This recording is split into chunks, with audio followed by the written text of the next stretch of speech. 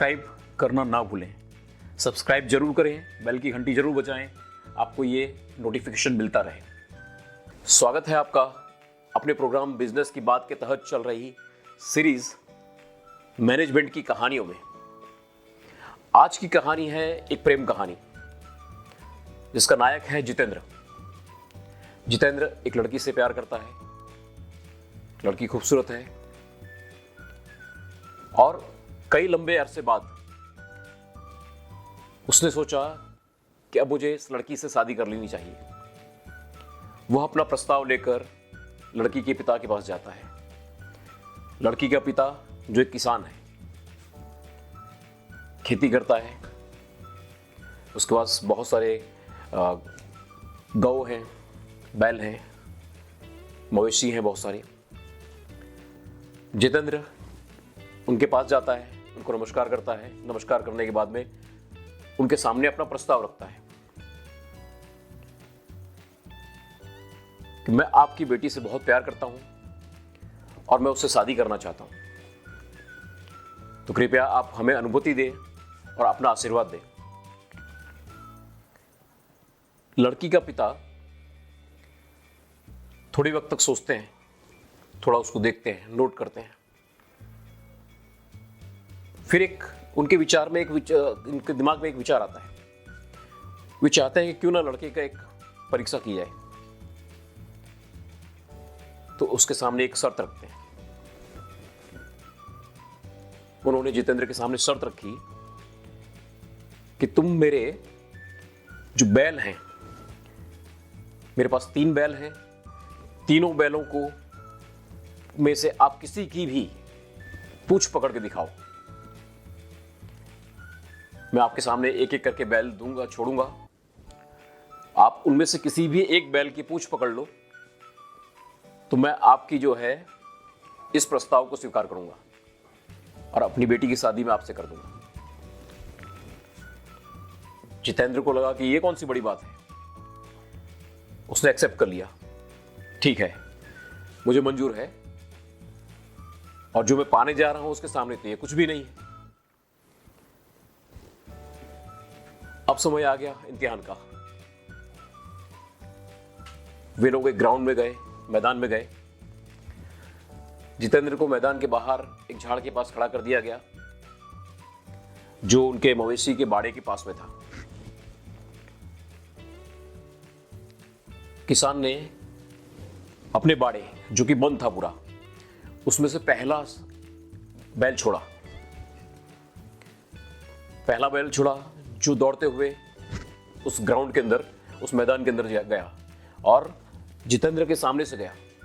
जितेंद्र ने जैसे ही दरवाजा खुला था तो देखा कि सांड तो बहुत हट्टा कट्टा तगड़ा है और इसकी पूंछ के साथ खिलवाड़ करना हो सकता है मुश्किल हो जाए। तो उसने उस सांड को देखा और पेड़ के पीछे चला गया। उसने सोचा कि यहां रिस्क नहीं लेना है, मेरे पास तो 3 चांस है। ये तो पहला सांड है, मैं इसके बाद वाले की पकड़ लूंगा। इतने बड़े सांड की पूंछ पकड़ने का रिस्क क्यों लेना भाई। वो छुप गया, सांड दौड़ते हुए चला गया। अब कुछ देर बाद में लड़की के पिता ने दूसरे सांड को वहां से निकाला। अब वह सांड जैसे ही बाहर निकला, इधर जितेंद्र ने देखा कि अरे ये तो पहले से भी बड़ा है। वो और घबराहट गया कि पहले से बड़ा है, तगड़ा है, अब इसके साथ तो और भी छिड़खानी नहीं हो सकती। उसने कहा नहीं रुको भाई, जाने दो इसको भी, मेरे पास अभी तीसरा मौका भी तो है। हो सकता है तीसरा सांड इससे और कमजोर हो, मैं तीसरे को पकड़ लूंगा। वह सांड भी दौड़ते हुए जितेंद्र के सामने से निकल गया। जितेंद्र राह देख रहा था कि अब तीसरा सांड आएगा। अब उसके पास ये अंतिम समय था, अंतिम चांस था। मतलब इस बार उसे करो या मरो की परिस्थिति थी। 2 सांड को देख चुका था। तीसरे सांड में उसने सोचा कि आप चाहे जो भी हो, मैं प्रयत्न जरूर करूंगा। कुछ देर बाद में लड़की के पिता ने तीसरा सांड भी छोड़ा। अब जितेंद्र पोजीशन में आ गया कि मैं सांड के पीछे दौड़ूंगा, उस पूंछ को पकड़ लूंगा।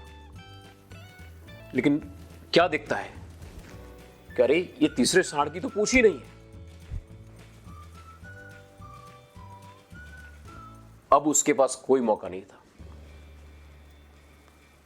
वह सिर पकड़कर वहां बैठ गया। और लड़की के पिता ने जो शर्त रखी थी उस शर्त को वो पूरा नहीं कर पाया। इस प्रेम कहानी का एक दुखद अंत आया, और वह अंत सिर्फ इसलिए आया क्योंकि जितेंद्र सही वक्त पर सही निर्णय नहीं कर पाया। यही सेम चीज हमारे बिजनेस में भी होती है।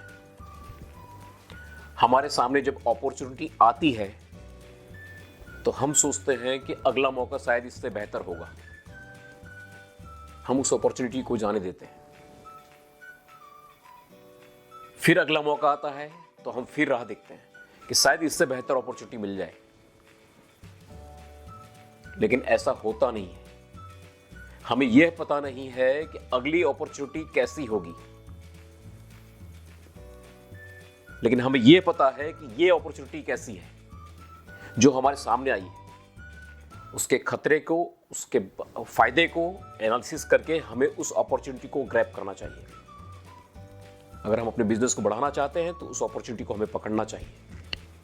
हमें अगली अपॉर्चुनिटी की राह नहीं देखनी चाहिए, क्योंकि हमें पता नहीं उस अपॉर्चुनिटी की पूंछ है या नहीं। आज मौका आपका दरवाजा खटखटा रहा है। अब आप पे आधारित है, उस मौके को पकड़ते हैं या जाने देते हैं। इसलिए मेरी सलाह या मेरा जो निष्कर्ष है वो ये है कि हमें अपॉर्चुनिटी को ग्रैब करना चाहिए,